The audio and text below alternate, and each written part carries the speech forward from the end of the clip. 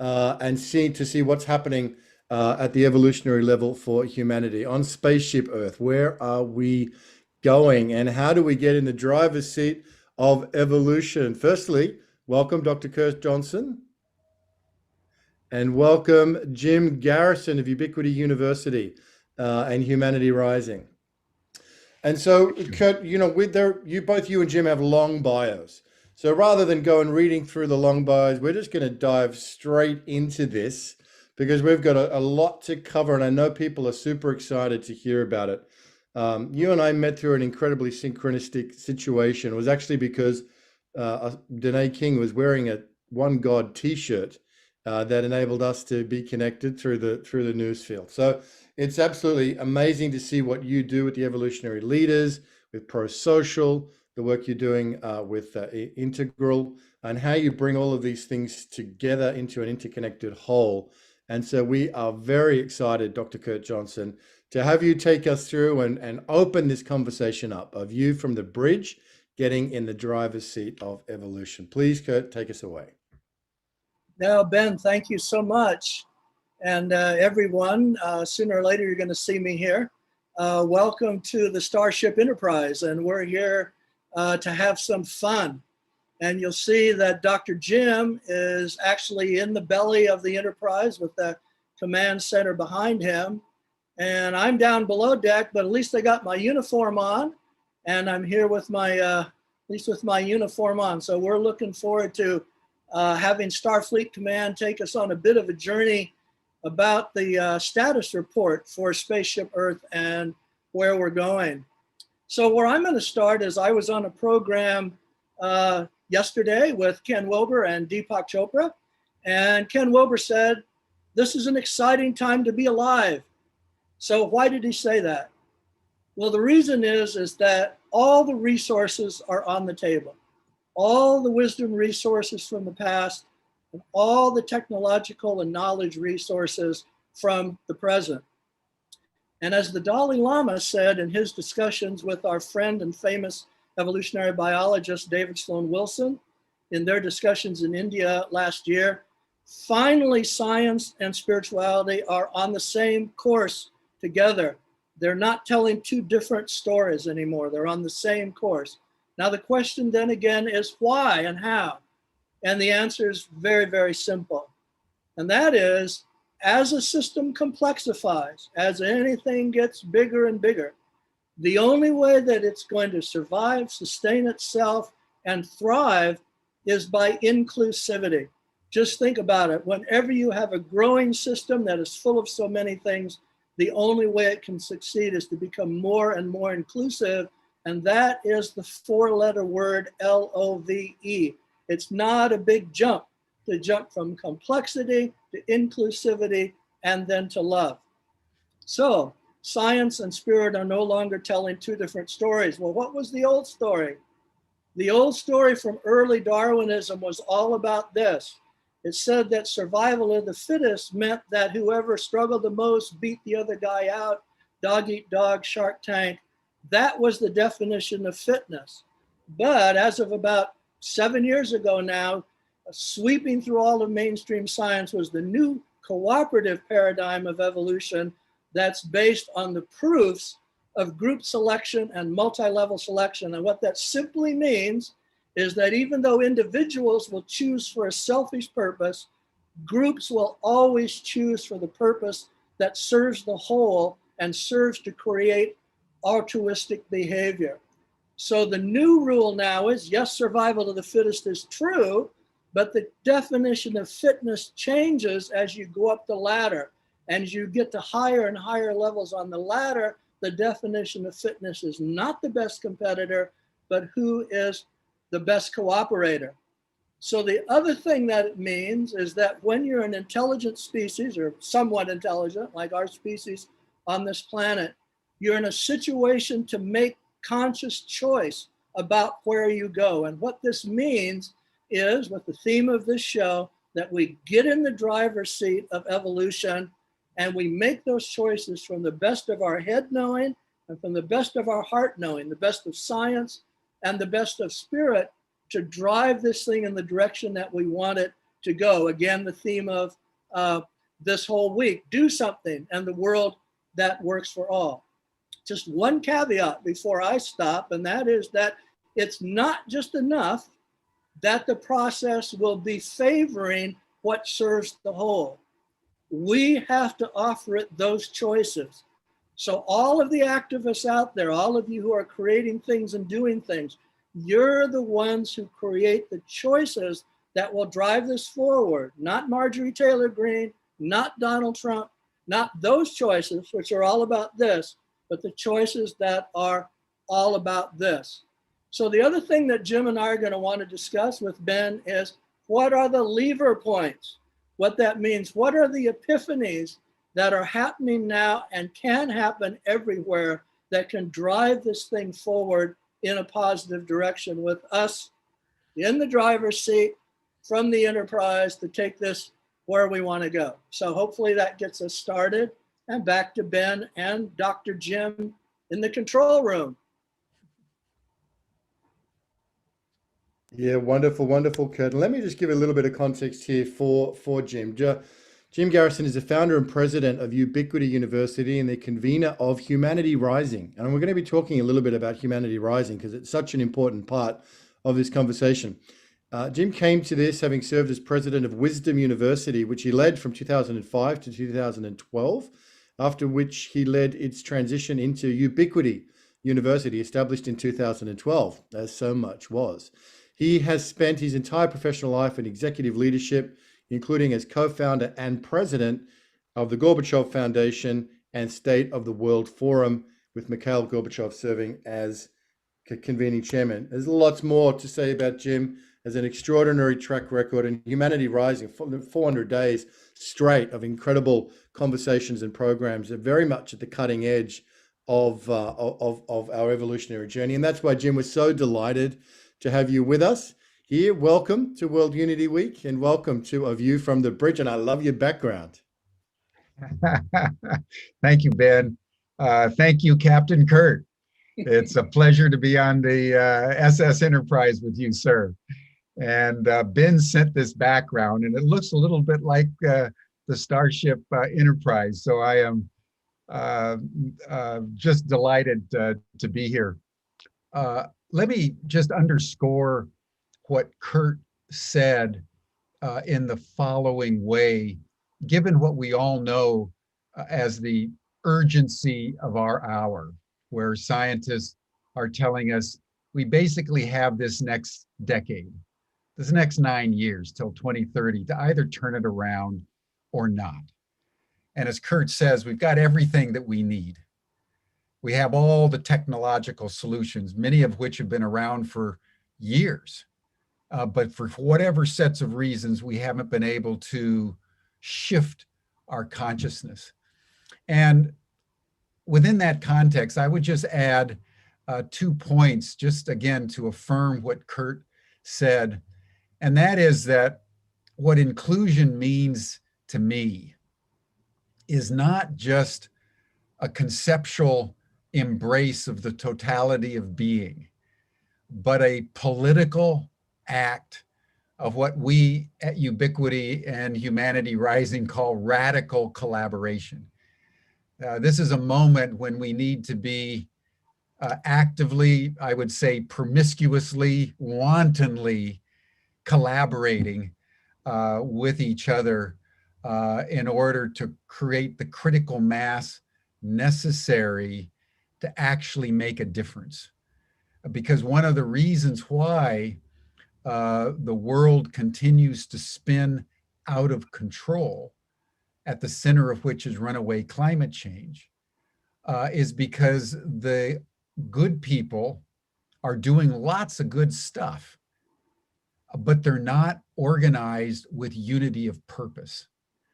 If you've read Paul Hawkins' work or been on the website of Blessed Unrest, there are millions, maybe tens of millions of NGOs and organizations and initiatives of all kinds covering virtually every issue of challenge to humanity and planet operating at this moment. but very few of them are radically collaborating. And, there's an old saying about the progressives that when they form up a firing squad, they form up the firing squad in a circle. And that's the bane of the left. That's the bane of progressives for some centuries. The right always seems to be much better organized, much more capable of discipline. We're a pretty disorganized bunch because we're so creative.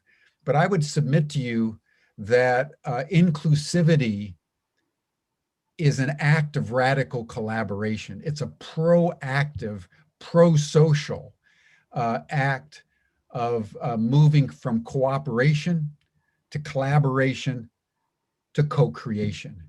The second point that I think is worth contemplating as we consider what Kurt said, that everything's here.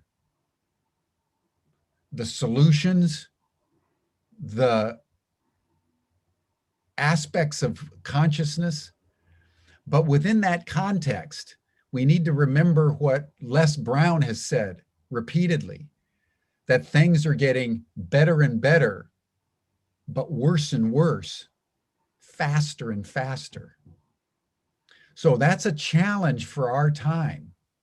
When we're now in a world where everything is possible, every tradition is available, all the technologies are accelerating all around us all the time, in a world now, according to experts, where human knowledge is doubling every 12 and a half minutes.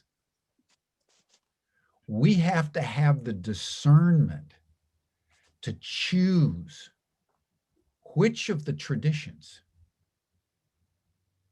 which of the technologies will serve at this moment to unify human intention and create a better world. So I would say radical collaboration would be how I would begin this initiative about furthering evolution, coupled by a very discerning inquiry in the community as to which aspects of our inherited traditions from the past really are suitable for the goals we seek to achieve. So that would be how I would offer a starting point, Ben and Kurt, for our dialogue today.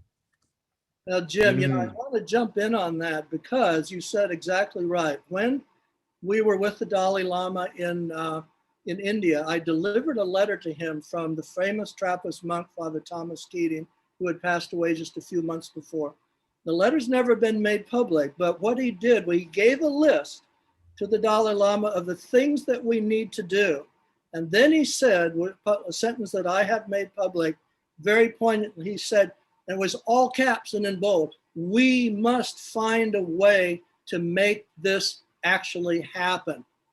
So you're absolutely right. There are worldwide now, in recent publications, many of us have named at least 12, integral spiral dynamics, good of the whole, go through a long list, regenerative design, of worldviews that are completely holistic, completely integral, and can run a system in the same way that Nobel Prize winner Elinor Ostrom won the Nobel Prize in 2009 for demonstrating how a system can operate and move forward without any element exploiting another if there are certain design principles in place.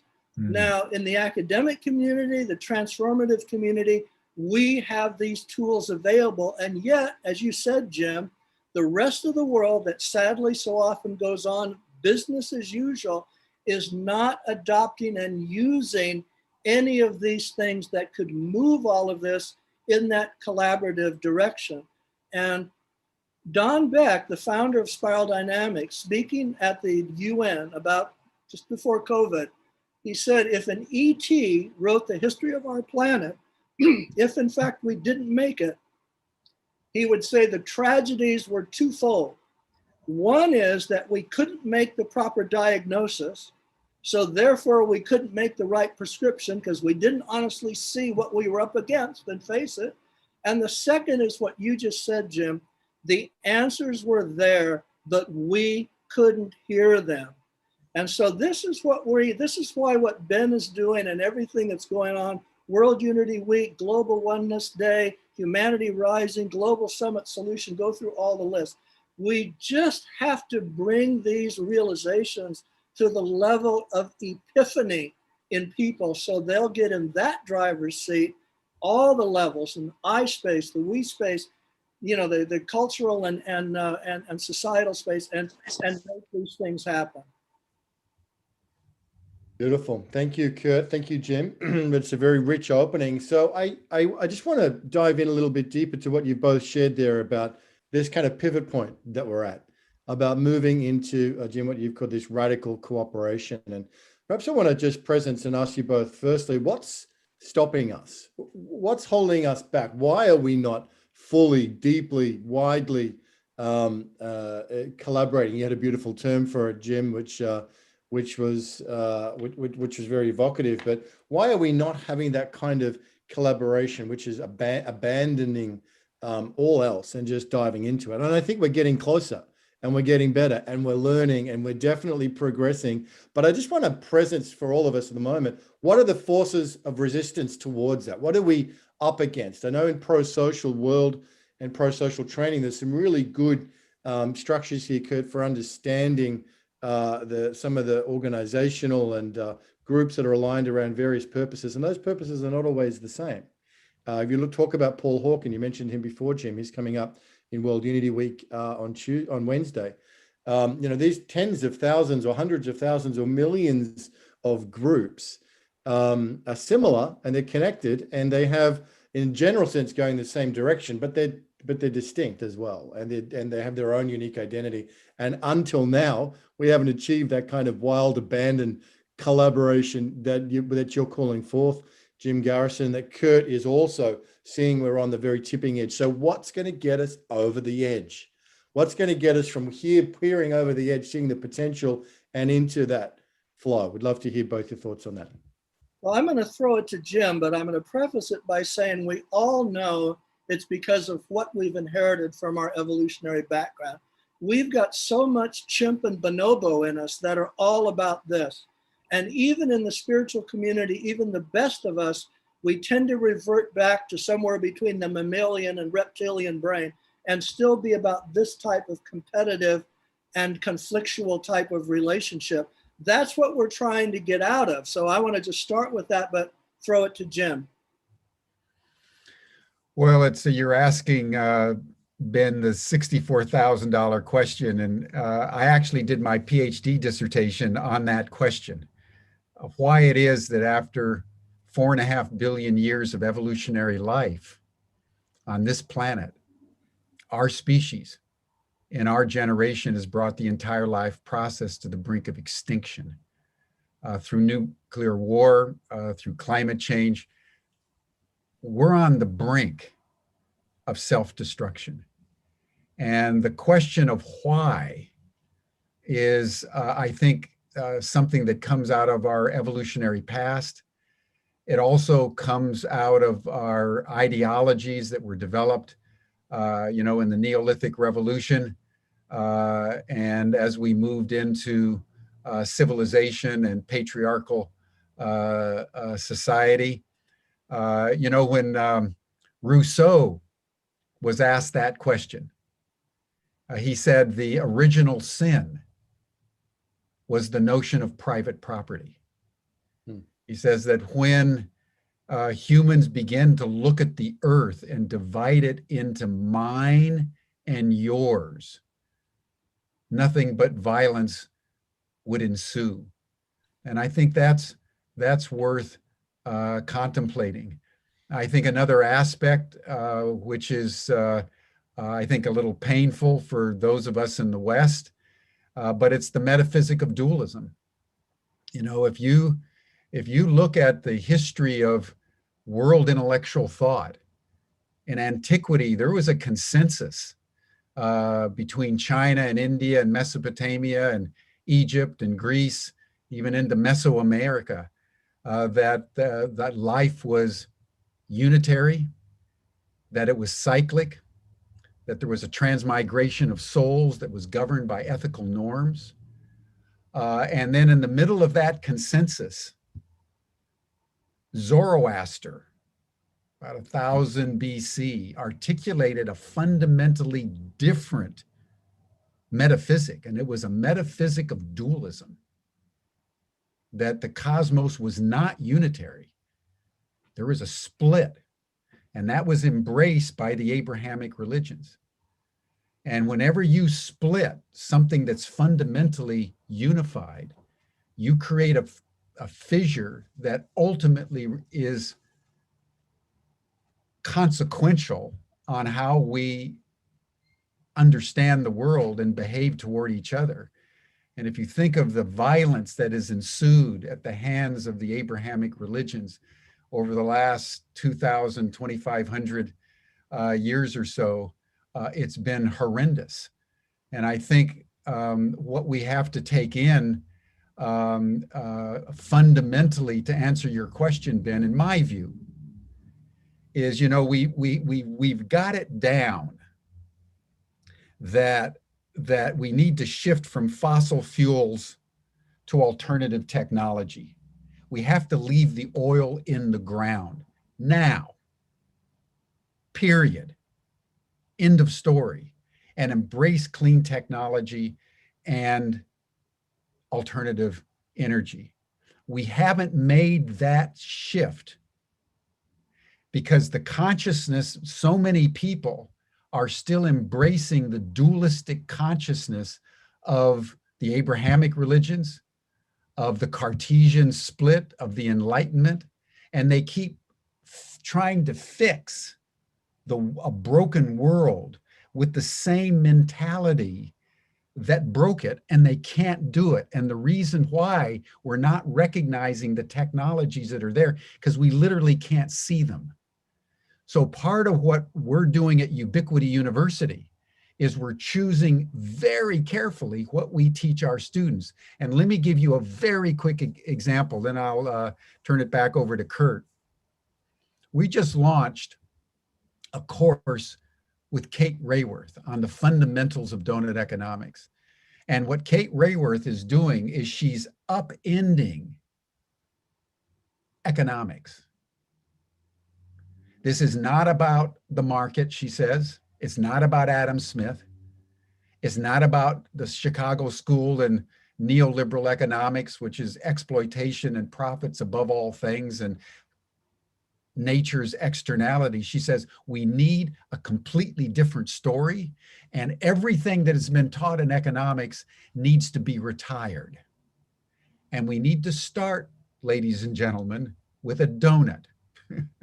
That the inner circle is about how humanity thrives and is abundant within the outer circle of ecological resources and constraints.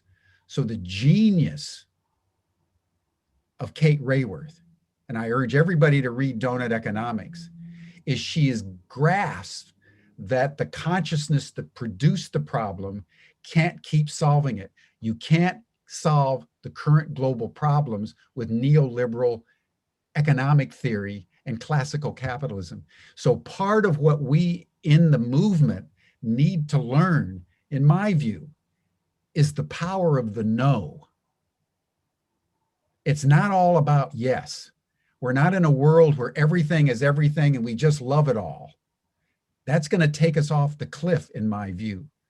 The movement needs to be highly discerning about the kind of consciousness we need, because as soon as we can embrace, once you see Donut Economics, and by the way, it's turned out to be the largest course we've ever offered by several orders of magnitude in the history of the university.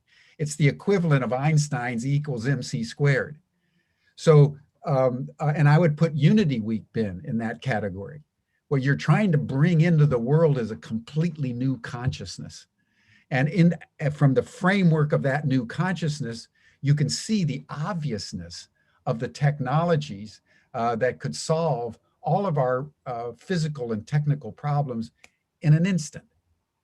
But until the consciousness is there, which requires us letting go of the inherited traditions, particularly in the West, I would say the Abrahamic traditions and our economic theories. We need to just leave that by the side of the road with all the blessings we can muster and embrace pro-social new forms of learning. We've got to retire Darwin. Darwin was a genius. The origin of species, it was the best he could do. But we shouldn't be teaching the origin of species anymore in our classroom. We should be teaching David Sloan Wilson's pro-social evolutionary theory, so that this new generation coming up has the consciousness to both understand the diagnosis that Kurt was talking about, and then the prescription to solve the problems. Yeah, amen. So actually what Jim's been doing, he's been moving us toward good news. And that's also, where I want to go. Part of the good news is that there really is only one Darwinism. We're kind of in the 5th iteration now, which has completely transformed Darwinism into something that is steering us in this positive direction. So it's still Darwinism, but it's actually understanding Darwin himself. He speaks about love and cooperation and all of these things, particularly in The Descent of Man. It's just that all of this got hijacked by the very types of mental decisions that Jim went on about. Now, what's happening now is that, and this is the good news, we are moving into this emergent era where the very discovery that Ben was talking about, and that is, what is a group consciousness? How does it emerge? How do we utilize it skillfully?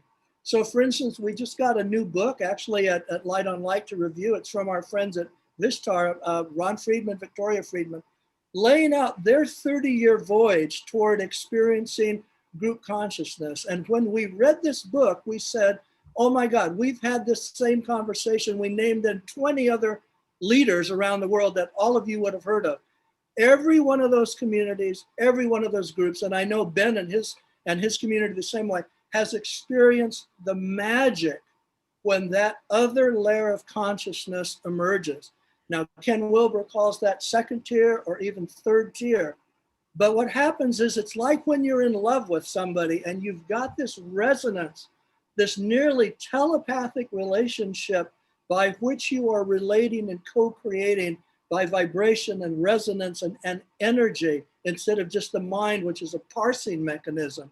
So every group around the world, and this is the good news, is experiencing this emergence of what a group experience is like. And actually, I was having this discussion with Andrew Cohen, actually, all the iterations that he's been through in his life. And we had boiled it down to kind of the model of volcanoes. There are volcanoes, the cone ones that just, bam, they just blow up all at once. And then there's the shield volcanoes that flow like in Hawaii. And we see the experience of group consciousness happening in both ways. There are communities who report it, bam, like at a concert or in an artistic experience. Suddenly they went into a group think and a group emotion. Or that would be on the theta side, but on the alpha side of the slow wavelengths, then it's like that shield volcano and it's flowing. And suddenly you're in that group experience where there's not several people anymore, but there's actually one superorganism that's there. So I know, and I've seen, and I think everyone in the room has seen that emergence. So the question is, how do we raise that medicine? How do we find that sweet spot more and more and more and utilize it in everything we do? That would be the ultimate of the type of ultra collaboration that Jim's talking about. Wonderful, and it's great. It's a fascinating conversation, and people are responding in the chat and out on different social media as well to just the brilliance that you two are offering. And I guess the question that's hanging there, which is, what can we do to accelerate this? And Jim, it sounds like we know at Ubiquity University, you're doing everything and more to try and really move the needle on lifting up that consciousness. And Kurt is involved in so many groups that are doing the same thing. And World Unity Week itself is an example of holding space for an emergent and something new to come through. And I suppose really, apart from the only answer that possibly could be, which is just learning by doing and really following inspiration, trial and trial and trial and trial again. I won't call it trial and error, but just trial and correction. And that willingness to, I think it was be promiscuous collaboration, Jim Garrison, you were talking about, willingness to be non-discriminate, undiscriminate in how we do it and how we show up, and really to give it everything and put it all forward on the line. And I feel like that's what we see more and more groups doing. More and more individuals and platforms are really willing to cross that threshold and say, hey, we're not sure where this is going. We're kind of losing control here, but we're willing to do it because there is no other alternative. There is no other alternative but to go across that threshold of the unknown. Jim Garrison. Well, I just want to underscore what you're saying, Ben, because I think to me, what you just said is the bottom line in facing the future. And I think I had a conversation with John Raymer a little bit ago, and he laid it out, and I think 3 stages that are profoundly useful. And I think the relationship between Ubiquity and Humanity Rising and World Unity Week over the last year exemplifies the way forward. When we launched Humanity Rising last year, everyone, it came out of the depths of the pandemic. We didn't quite know what to do, but we knew that there was a huge opportunity here somewhere, because that's what crisis is just another view of an opportunity. And for us, it was creating a daily common ground so that people from all over the world could come together and share their experiences of what it's like traversing through this extraordinary pandemic. And we made a commitment to do it day in and day out for as long as the pandemic lasted, but we thought it'd be over maybe by late summer. We began to have conversations with Ben and John. It was at that time that I met Ben. I'd heard about him, John Raymer as well, but we'd never really synced up. And we decided in 2020, well, let's do something. So Unity Week was doing something, and we kind of supported it, and they started to support Humanity Rising and Ubiquity. And then 2021 came, and we moved from the kind of loose cooperation to collaboration. And what we've done for this week is every day on Humanity Rising, we're beaming out Unity Week. Unity Week has brought me in and various other people from Humanity Rising into Unity Week, and we're actively collaborating. And we've agreed that after the dust settles on Unity Week, Kurt, Ben, numbers of us are going to get together and say, okay, what were the lessons learned?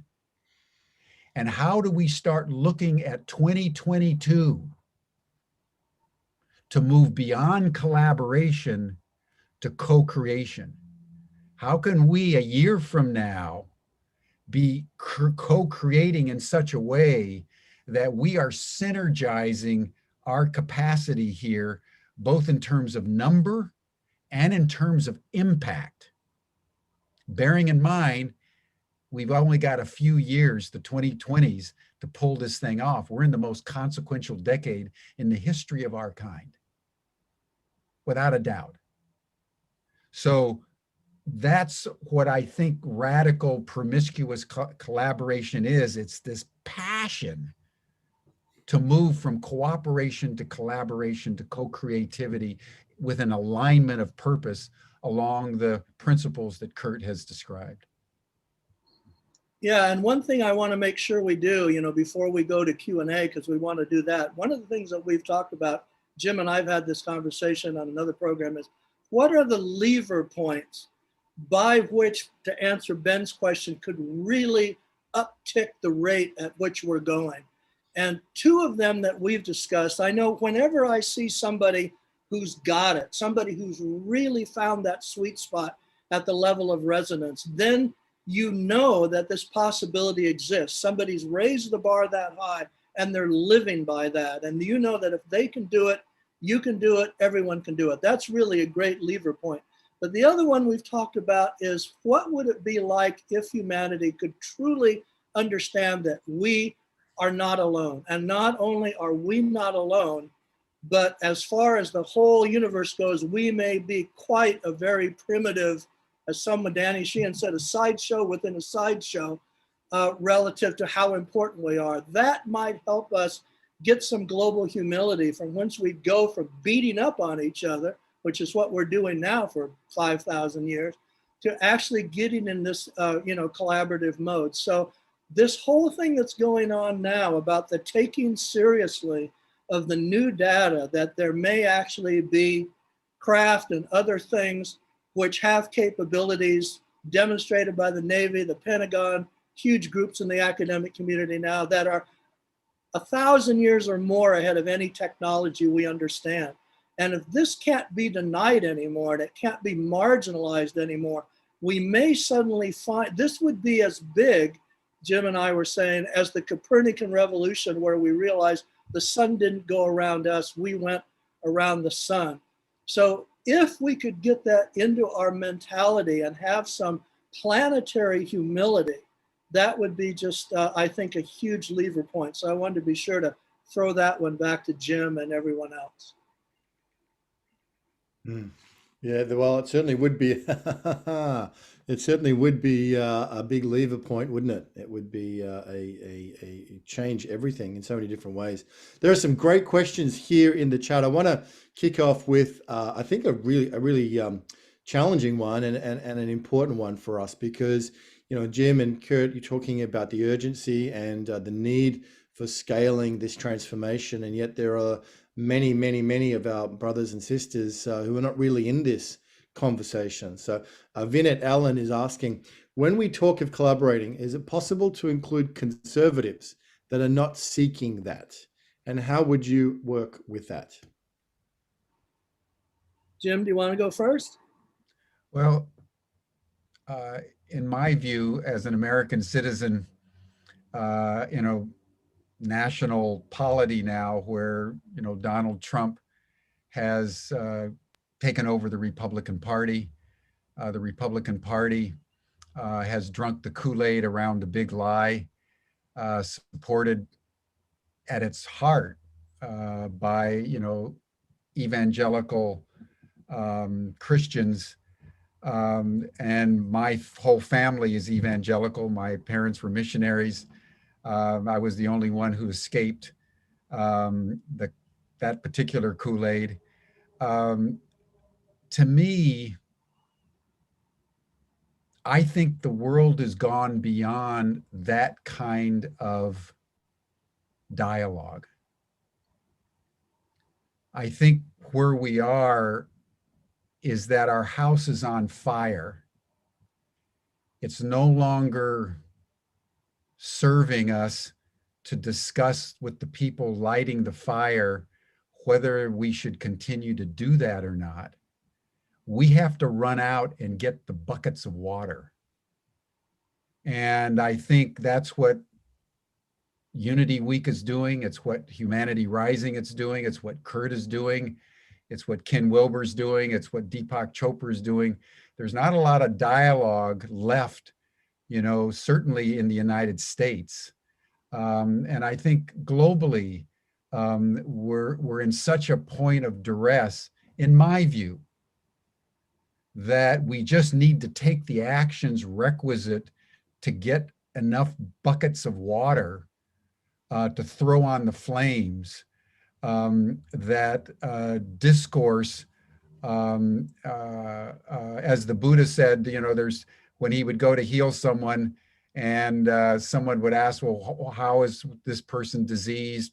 Why is this person diseased? He says, these aren't questions leading to edification. I'm just here to heal. And healing, as Buckminster Fuller said, is not dealing with the problem. It's creating the solution. And anyway, that's where I put my time, but I honor people that want to continue to try to create, like with Senator Manchin in the US Senate, who thinks that the Republicans are going to change their mind. I don't believe he will be successful. That's just the state of play on our planet right now, when the fire is burning our house down. Yeah, and the way that I would answer that question very briefly, because I want to go right to the heart of the question, I think these things are a matter of the heart. So when you talk about conservative values in a political sense, there are certain conservative values that are heart-centered. Fiscal conservatism absolutely. certainly would be. Not having the government interfere in your private life certainly would be. So we would need to understand what conservatism is. But in the long run, the definition of a community is how much the community actually cares about the well-being of its members. So when we go to any type of social system that is pushing groups aside, marginalizing groups, creating identity groups and dominance hierarchies, it's not heart consistent. And it's a difficult thing that the whole world's going through, very different in every country. But I think the bottom line in that question is what is the matter at the level of the heart? And if I could add to what Kurt just said, Ben and Vineet. By the way, hi, Vineet. Good to see you on the program. Vineet and I go back a ways. I would say, again, Kate Raworth is a good example. She's not engaging in all kinds of dialogue with the neoliberal economic theorists. She's asserting we need a whole new model. And the power of donut economics is the power of a mind that is attuned to the future, the needs of the future, not how do I make you feel comfortable, that person who I fundamentally disagree with. But her energy is, again, with Buckminster Fuller, she's creating the future and allowing the creation of the future to become its own attractor. And I think that, to me, is where our power is. And I think that, to me, is where the real conversation with the conservatives are. It's not an intellectual, how do we agree or disagree up here?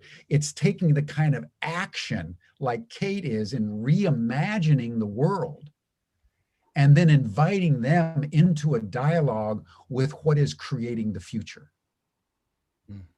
Mm. Magnificent. And I know part of the conversation preparing for this, Kurt, you volunteered and shared that you've recently submitted an article to Ken Wilber's magazine that is really weaving together pro-social with integral, with interspiritual and all of these. And I know at the heart of it, it's really about groups and groups coming together. And there's a question from Priya Martina here, which is saying, I still think there's some essential ingredients to cultivate that emergent group consciousness, and would love to hear what you both think those ingredients are, setting the conditions for this group consciousness to arise. What would you say to that, Kurt? Yeah, okay. Well, this is interesting because in the book that we're looking at and all the people I've talked to, there are, exactly like you say, there are these signposts, these inflection points that are along the way. And some of the big transitions are, where do you move from a modality, a method, to when the magic shows up and the modality and the method aren't even needed anymore? So one of the questions, because it's so interesting, when we go from things that are actually a little bit more definable and then we go into the magic of that other realm, it's not so easy when we track that transition. But we're actually asking, to answer your question, we're asking these authors and the others that we're talking to, let's further define these signposts on the way. Same question you're asking. So we might be able to identify when is it that magic arises. And that's true in any love relationship. Let's face it. There's a great Buddhist author who said the closest thing to enlightenment is falling in love. If you could just get rid of the selfishness, you'd have it all. So there's so much truth in that. So yeah, hopefully this is emergent process. And very much as Jim said, it's the magnetism of emergent process that brings one level to the next. It's a push and a pull. And And that's that attractor beam of what, like Deepak Chopra said, it's like there's a universal blueprint. And in that, it's just emergence upon emergence upon emergence upon emergence. Yeah, I would add to that just very quickly, heart coherence. I know, Ben, that one of your partners for this week is the Global Coherence Pulse. If you want to build community, everyone, participate in the Global Coherence Pulse, where people from all over the world for about an hour, maybe 90 minutes, commune together and then culminate with just listening to their heartbeats. And the research, as you all know, is that, you know, when two lovers contemplate each other, even if they're in opposite sides of the world, their hearts I've been going in since for a year now. I go in once a week and I get Janice, a we're bead. going to mute you, Janice. Sorry, Jim, go ahead. Their hearts begin to beat as one. And not only do their hearts begin to beat as one, but they begin to beat with the electromagnetic pulse of the earth itself. So part of building community isn't just Unity Week and Humanity Rising is going 24/7, you know, without any sleep, and Kurt, you know, reading one manuscript. That's part of it. But the deeper community, to me, is the container of it all. And that's the coming into an alignment at a global level with one pulse. And I reflect on that. And every day with Humanity Rising, we take about 2 minutes and we just come into alignment with our own hearts, understanding that all of our hearts are just going to beat together, even for 60 seconds. And when that happens in the etheric realms, a container has been created.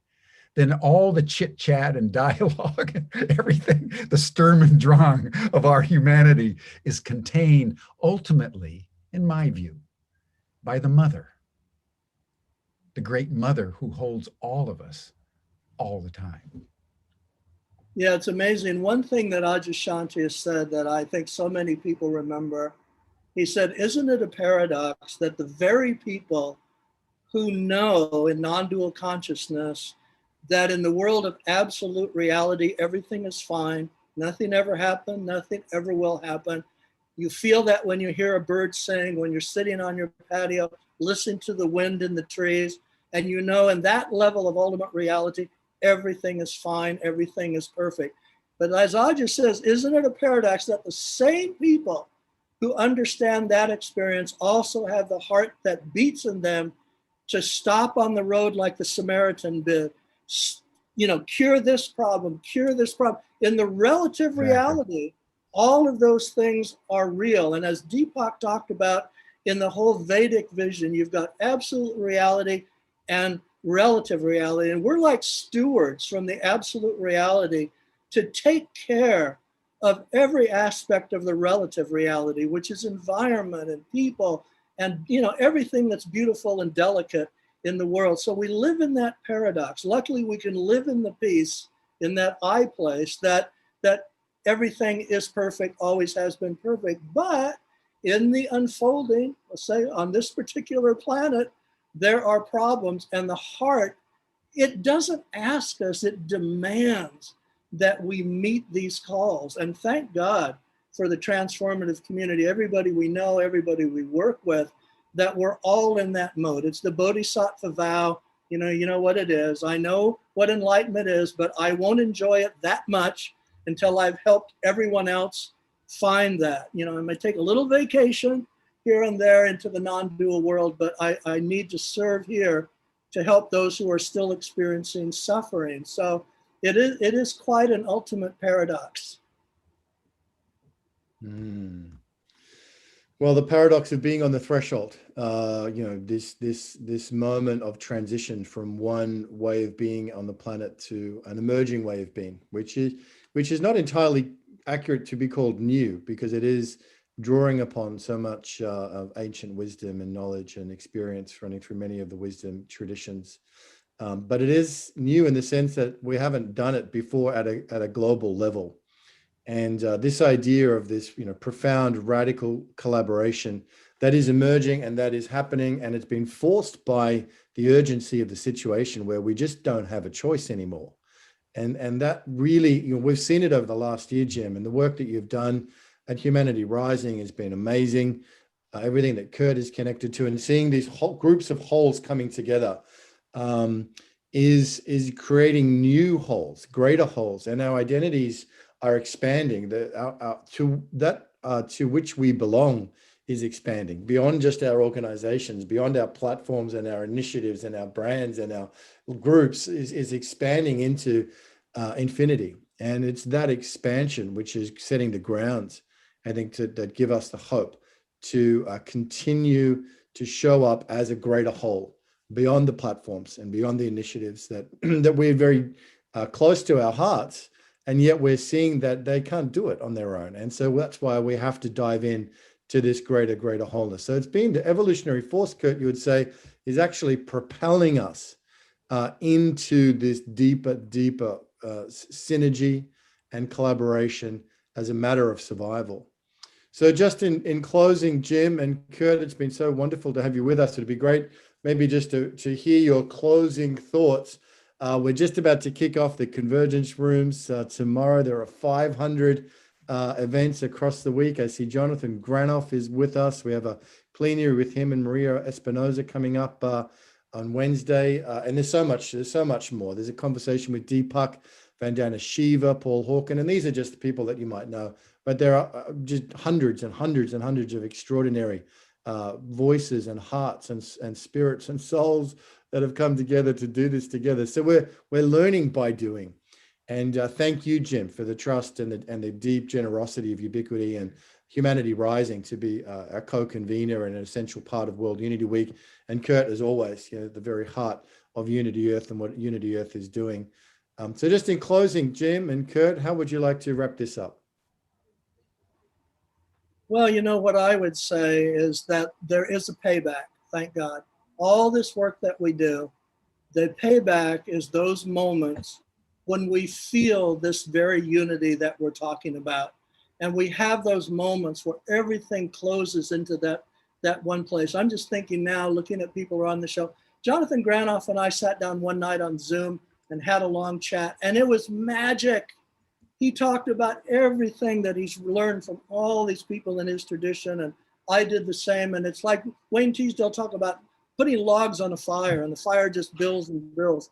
And then you get that magic payback of what consciousness and heart are all about. So let's hope we have many more of those together, and with all the beloveds that are around us. That's how I would close out. It's great to have been with you, Captain Kurt. If I would add one thing, I'd like to just touch on the word promiscuous, Ben, because there was a couple of chats kind of reacting against that word because it does have a sexual connotation. But at its heart and originally, promiscuous means beyond boundaries. And I think that essential meaning is important. You think of Rumi, beyond the field of right and wrong, I will meet you there. And I think what radical collaboration means in our time is exemplified by the partnership that you see here today between Ubiquity and Humanity Rising and evolutionary leaders and Unity Week and so forth and so on. We're not asking questions of boundaries. We're saying we've got to draw water and carry the buckets hand in hand now. And it is the unity of purpose that should unite us beyond all of our differences.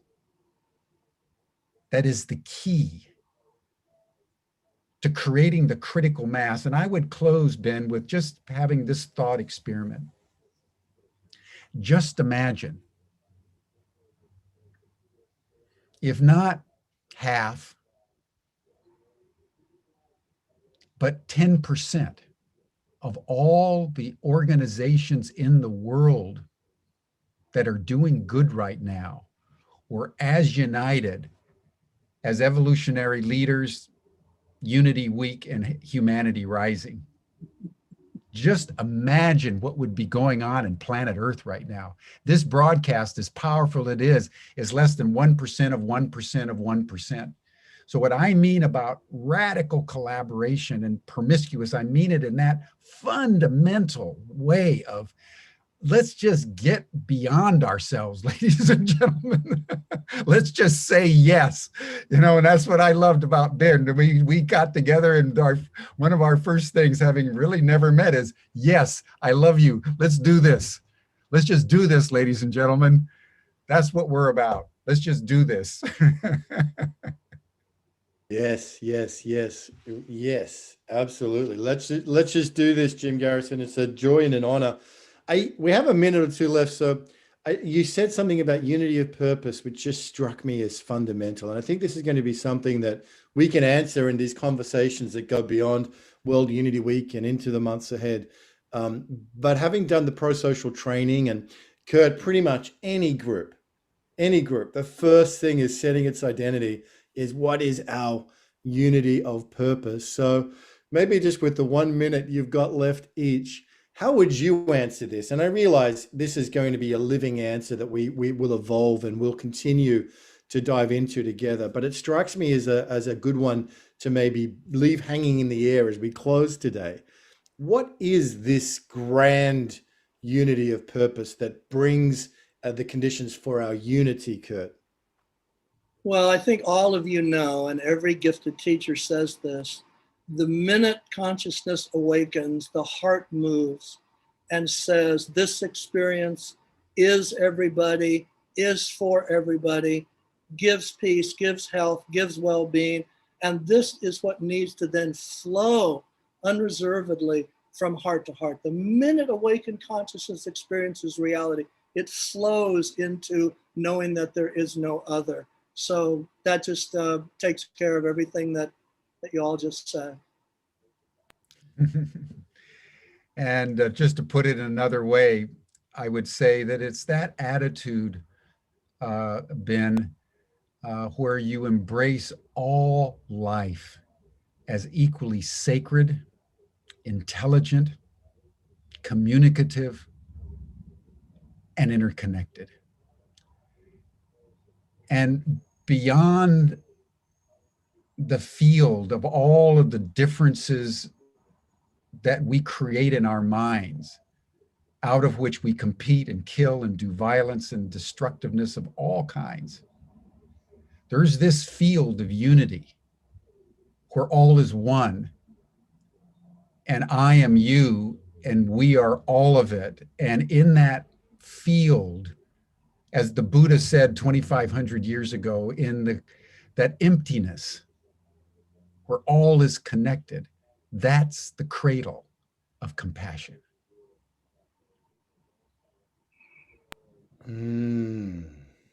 Magnificent. It sounds like unity is our purpose, and our purpose is unity, and unity is our purpose. And so in closing, I want to present our very generous sponsors, Purpose Earth. And I note that Emmanuel and Laura are here with us. It looks like they're in a very cozy part of Spain there somewhere. Let's just bring them forward so we can see Emmanuel and Laura there. And just for this last minute, with 1 minute, if we can, we're going to show, this is actually a premiere. I'm going to show you the brand new 90-second promo from Purpose Earth. And Purpose Earth is the primary sponsor for World Unity Week. How do we give these 500 events free as a free gift to the world? How do we model that spirit of generosity that David Sloan Wilson is showing and proving it really is the way forward, is generosity and love? And Emmanuel and Laura are wonderful examples of that. And this is hot off the press, the Purpose Earth. Just bear with me as I get it set up here. It's a 90-second piece, and we're good to go to share that.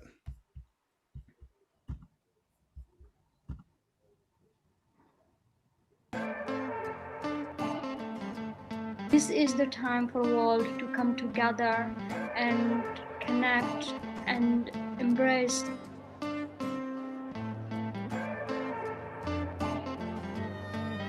because it brought to life the exact intent I had for this project, to upskill people whilst preserving our environment.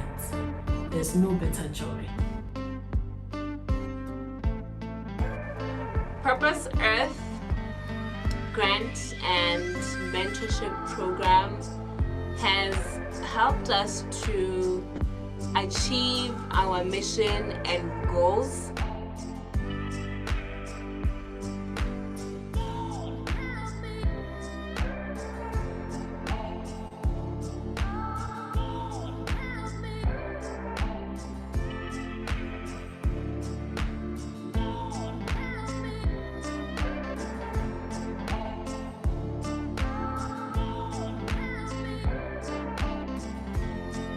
And this is the time that we need to let go of all of our barriers and the things that told us to not do, and let go of everything and really participate in oneness, humanity, and really care for each other.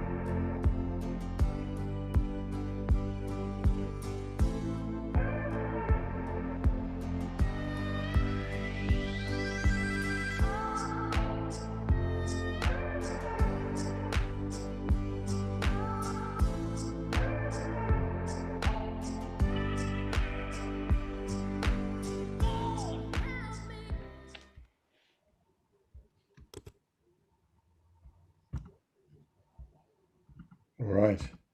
Well, so just figure out how to stop this screen share. Excuse me for a second.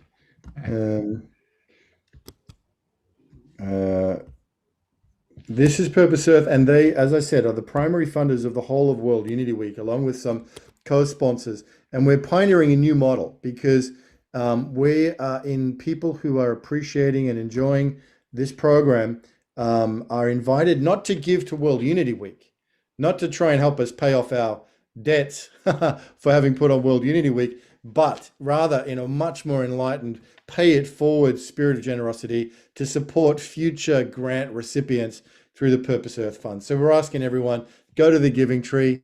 It's on the One World map. Go to purposeearth.org. Give generously. 100% will go to future grant recipients around the world. So it's all part of this new evolutionary model. Thank you, Jim Garrison, for being with us. Thank you, Captain Kurt, for being with us. You really were absolutely brilliant, insightful, enlightening, inspiring, and definitely win the prize for the best featured event banner poster in World Unity Week. That's going to be hard to beat in the years to come.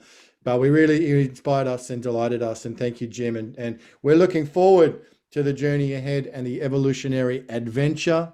Get in the driver's seats, strap ourselves in, and let's do something